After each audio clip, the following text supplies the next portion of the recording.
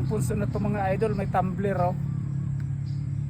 Gamit yata to ng diwindi mga idol. Tingnan natin kung ano pang laman sa loob.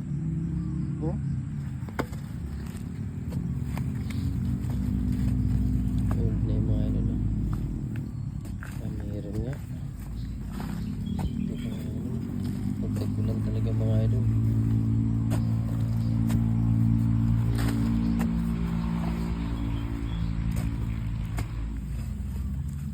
Ay.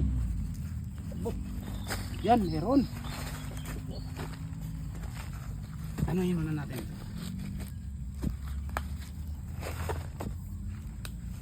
Para maayos natin pagkuha yung ay. Oh. Sa lambot. Kuha natin ang maayos to kung may queen man.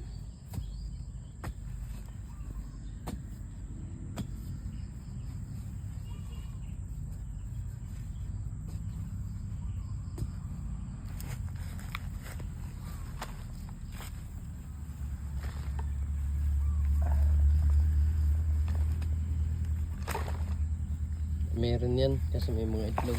Ito yung ano mga idol na active. Yung mga puti-puti na yan. Yan yung patunay mga idol na may queen yan. Kasi yan po yung itlog niya. Yung pinaka ano mga idol. Mga idol dami yung itlog mga idol. Oh. Dami. Mga itlog yan mga idol. So kaya mapatunayan talaga natin si ganyan na may queen siya. Yung ano scroll.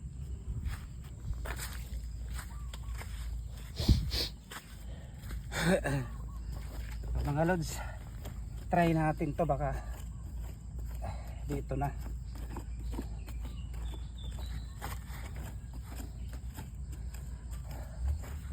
Tanggalan natin to ng tagiliran niya para maayos natin pagkakuha. Kasi kung may kwento uli,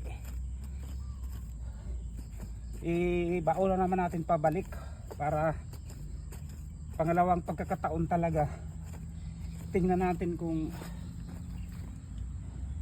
hindi talaga nila bubuhayin pag mailabas na.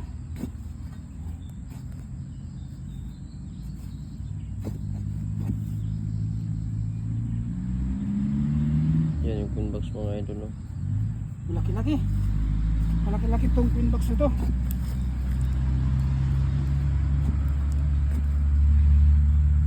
Yan. Gumagalaw na. Yan.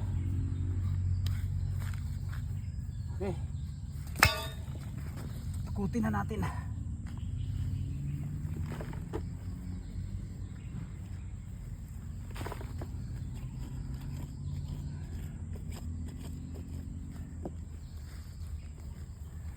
Oops. Sigurado yun mga idol may queen talaga yan.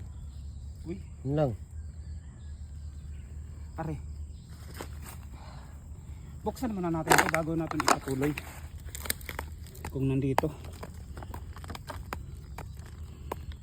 Tingin mo idol Re. Anong? Nandyan yan. Ha? Nandyan. Dito banda oh.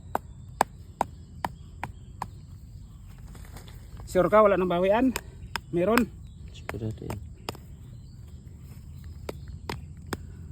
Uy. Meron nga. Yata pa lang ha.